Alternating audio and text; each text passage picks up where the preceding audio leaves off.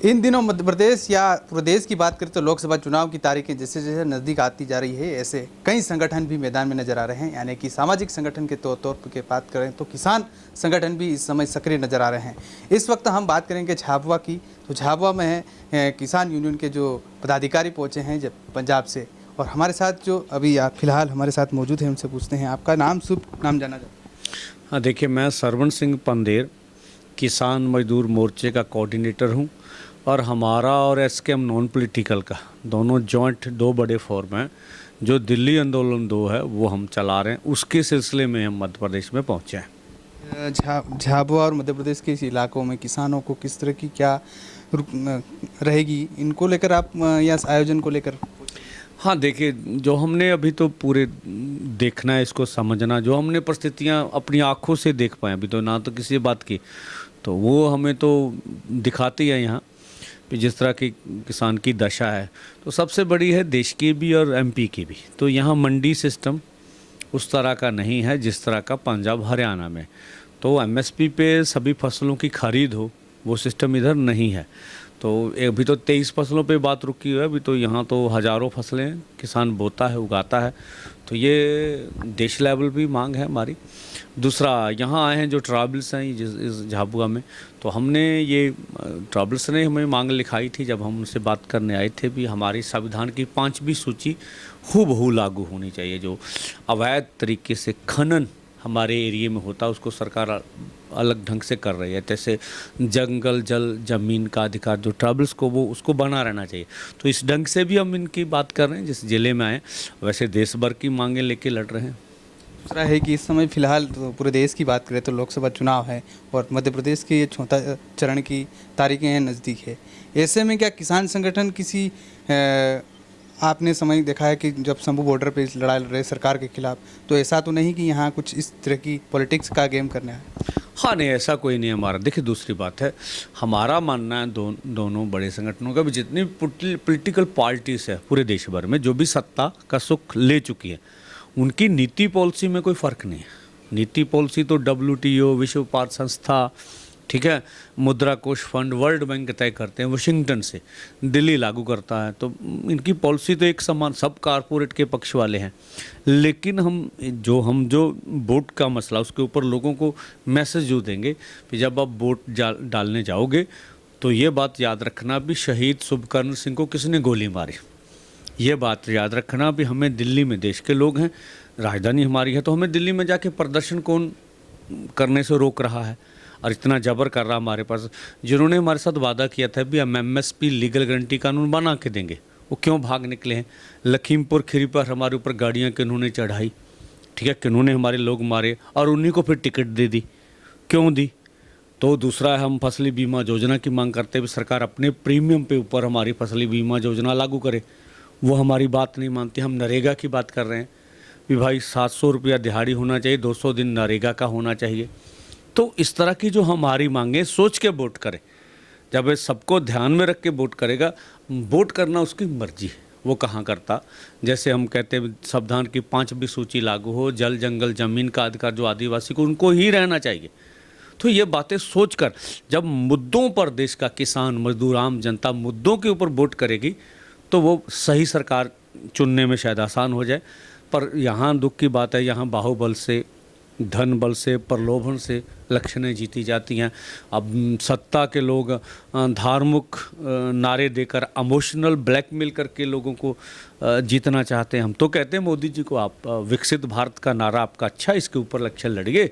अगर आपने 10 साल काम किया होगा तो लोग आपको वोट देंगे। आप इधर उधर कैसे भागते, कभी मंगलसूत्र निकल आता, कभी वेज नॉन वेज आ जाता है, आप बोलते हैं इनको आरक्षण देना है, इनको नहीं देना है, कभी कुछ हिंदू मुस्लिम ही चलता रहता है ज़्यादातर। तो दूसरा ये भी कह रहे हैं, बीजेपी ये भी कहती है कि जो आंदोलन किसानों का होता है, वो किसान बड़े एसी रूम में सोते हैं, बड़े ट्रैक्टर लेके आते हैं, वो किसान नहीं है। आपने इस इलाके को देखा तो उस तरह के किसान नहीं नज़र में आते हैं। ये एक पॉलिटिक्स गेम है, इस तरह का कहना है बीजेपी। हाँ, नहीं, कहने को जो मर्जी बोले, जो भी है साधारण घरों से, मेरे घर चले जाए, मेरा घर जाके देख ले, उसको मालूम हो जाएगा कि किस तरह सा रहन सहन हमारा। ऐसी बात बिल्कुल नहीं है। दूसरी बात है, अगर किसान बड़ा घर बनाए, बड़ा गाड़ी ले ले, सारे देश को जीने का, खाने का, पहनने का हक है, तो किसान को क्यों नहीं? आप इसको यही देते भी रोता रहे, भूखा रहे, इसका अच्छा घर ना हो, ऐसी बात नहीं है। ये मूलभूत अधिकार है सबके। हाँ, दशा बुरी दशा है, इनको तो खाने के लाले पड़े किसान को, इन्होंने घर कहाँ से बनाना है और गाड़ी कहाँ से लेनी है। हाँ, जहाँ वहाँ वो गाड़ी की वजह और है पंजाब की भी। पंजाब और हरियाणा में मंडी सिस्टम है और फसलों की खरीद एमएसपी पे हो रही है, जो पूरे देश भर में नहीं है। तो इसीलिए हमने बोला भी आपने 2006 में बिहार की मंडी तोड़ दी, तो बिहारी पूरी दुनिया में लेबर करने जा रहे हैं। तो हम चाहते हैं देश के लिए हित कानून बने, जो भी फसल हम पैदा करें उसका मंडी में सही मूल्य होना चाहिए, जो बड़ी बात है हमारी। अंतिम सवाल ये है कि जिस तरह से भाजपा कह रही है कि हम किसानों को मुआवजा दे रहे हैं, किसानों को सब्सिडी दे रहे हैं, वो किस तरह की देते हैं फिर?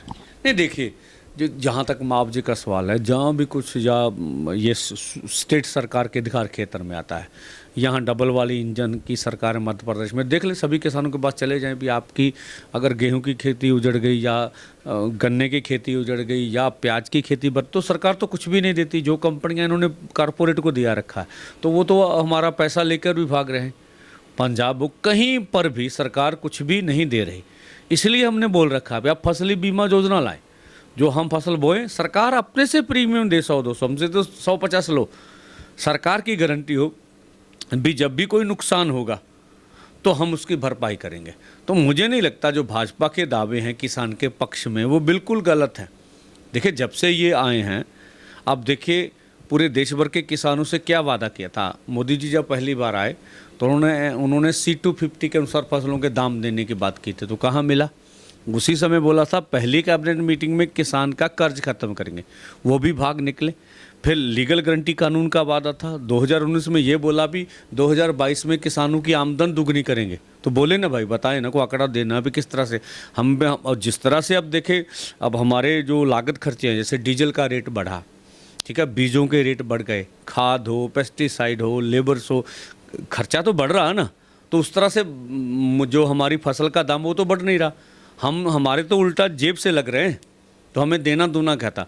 अगर यही बात इन्होंने किया होता तो इतना मुश्किल ना होती अभी इलेक्शन में। अगर कोई सरकार काम करे तो वो ठीक है, अब पहले बोलते थे 400 से पार, अब लगता सत्ता से बाहर। और अमित शाह जी बिहार में बोलते भी अगर दूसरे जीत गए तो 1 साल लालू जी राज करेंगे, 1 साल राज करेंगे राहुल गांधी, 1 साल ममता बनर्जी करेंगे। भाई आपको इतना यकीन है, आप 400 जीत रहे हैं तो दूसरों की फिक्र क्यों करते हैं?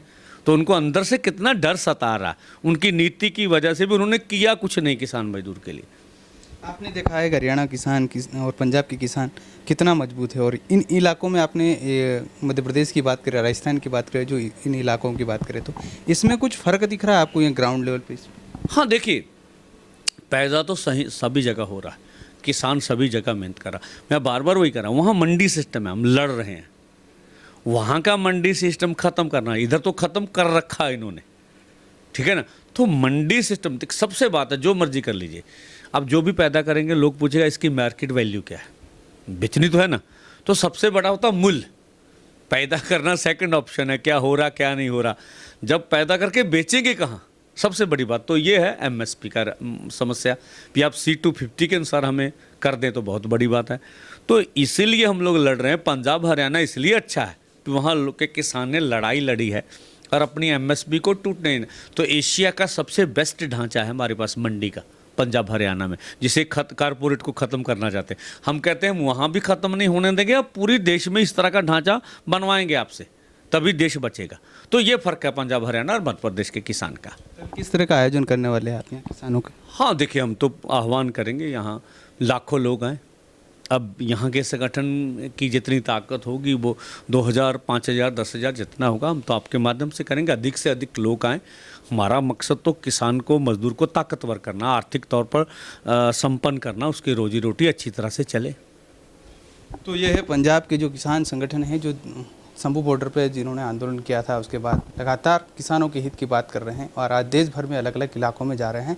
और उन्होंने कहा कि जब वोट करते समय इन तमाम मुद्दों को याद करना है और इन मुद्दों को लेकर भी आप वोट करें, ताकि आने वाले समय में अपन बेहतर कर सके किसानों के लिए। इस तरह का किसान संगठन का ये लगातार आंदोलन है। उसके बाद झाबुआ पहुँचे हैं और झाबुआ के किसानों को एकजुट करके यहाँ पर किसानों को मजबूत करने की बात कर रहे हैं। तो फिर ऐसी खबरों को लेकर हम फिर आपके बीच में आते रहेंगे। तब तक नमस्कार।